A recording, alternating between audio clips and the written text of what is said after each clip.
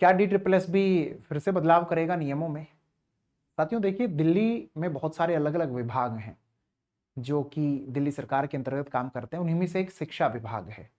उस शिक्षा विभाग में जो भर्तियां होती हैं अलग अलग पोस्ट पे, चाहे वो प्राइमरी टीचर हो, TGT हो, PGT हो, वो सब DSSB के तहत होती हैं।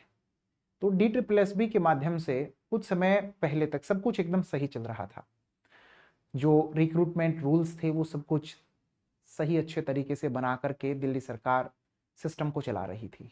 लेकिन पिछले कुछ समय में हमने देखा कि दिल्ली में भी कुछ नियम बदले गए, और उनमें से एक नियम ये भी बदल दिया गया, ये कहा गया कि अब दिल्ली में जो प्राइमरी टीचर हैं वो बीएड वाले भी बन सकते हैं। जी हाँ, मैं आप लोगों को एक बात और यहाँ पर अब बता दूं, बड़े गौर से सुनिएगा।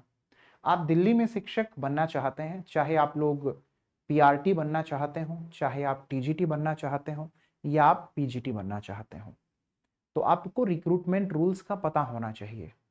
डायरेक्टोरेट ऑफ एजुकेशन, ये एक वेबसाइट, आप लोग गूगल पे सर्च करेंगे, वहां पर आपको रिक्रूटमेंट रूल्स, जिन्हें हम RR बोल देते हैं, वो नजर आएंगे। उस सेक्शन को ओपन करो, वहां पर आपको प्राइमरी टीचर के, TGT के सभी सब्जेक्ट के लिए, PGT के सभी सब्जेक्ट के लिए, नर्सरी टीचर है ना, जितनी भी अलग अलग पोस्ट हैं शिक्षा विभाग की, डायरेक्टोरेट ऑफ एजुकेशन के अंडर जितने भी स्कूल्स हैं, उन स्कूल के अंदर जितने भी पद हैं, सबके रिक्रूटमेंट रूल्स, भर्ती नियम आपको मिल जाने हैं। उन भर्ती नियमों को पढ़ लो। तो TGT और PGT के लिए तो नियम फिक्स है कि TGT के लिए आपके पास ग्रेजुएशन होनी चाहिए, जिसमें सब्जेक्ट कॉम्बिनेशन जो है उसमें बड़ी दिक्कतें आती हैं। तो सब्जेक्ट कॉम्बिनेशन जो DSSB ने तय कर रखे हैं, डायरेक्टोरेट ऑफ एजुकेशन ने तय कर रखे हैं, उनको चेक कर लेना।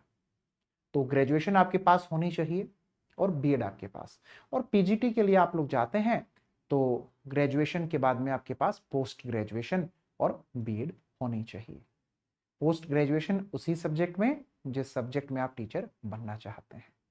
अब जो PRT वाला मामला है वो क्या है बेटा, दिल्ली में जो प्राइमरी टीचर हैं उनके लिए डायरेक्टोरेट ऑफ एजुकेशन ने जो रिक्रूटमेंट रूल्स में चेंज किया था, वो चेंज कुछ इस तरीके से था कि इसमें यह कहा गया कि ग्रेजुएशन आप लोगों की होनी चाहिए और उसके साथ आपकी बीएड होनी चाहिए, और जो आपका सीटेट है वो पास होना चाहिए।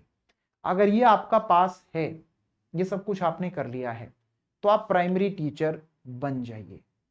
जब भी वैकेंसी आएंगी अप्लाई कीजिए और उसके बाद में आप दिल्ली में परमानेंट टीचर के तौर पर काम कीजिए। लेकिन कहते हैं कि सुप्रीम कोर्ट, उससे ऊपर तो कुछ भी नहीं। सारे फैसले वहां से जो हो जाते हैं बस फिर सबको वही फॉलो करने होते हैं। तो अब डायरेक्टोरेट ऑफ एजुकेशन को फिर से इन नियमों में बदलाव करने पड़ेंगे। वैकेंसी का इंतजार सभी कर रहे हैं।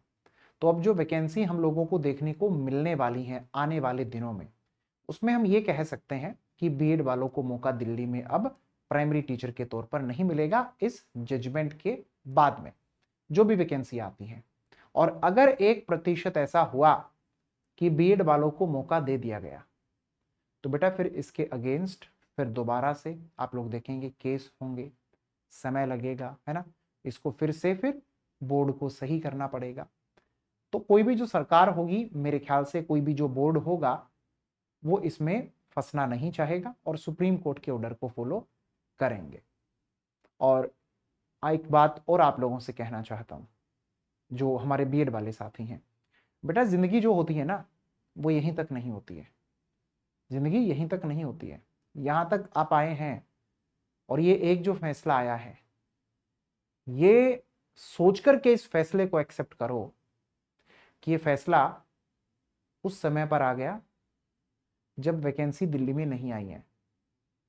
दिल्ली में वैकेंसी आने के बाद, आपकी तैयारी करने के बाद, पेपर से कुछ दिन पहले या पेपर होने के बाद अगर आता, सिलेक्शन होने के बाद अगर आता, तो फिर दिक्कत थी।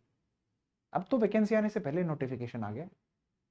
अब तो मामला क्लियर है कि हमें TGT के लिए जाना है, PGT के लिए जाना है ना। अब बढ़िया से फोकस करके जो डिप्लोमा वाले हैं वो भी अपनी तैयारी कर पाएंगे और बीएड वाले भी अपनी तैयारी कर पाएंगे। तो बेटा पॉजिटिव माइंडसेट के साथ तैयारी करें, आगे बढ़ें।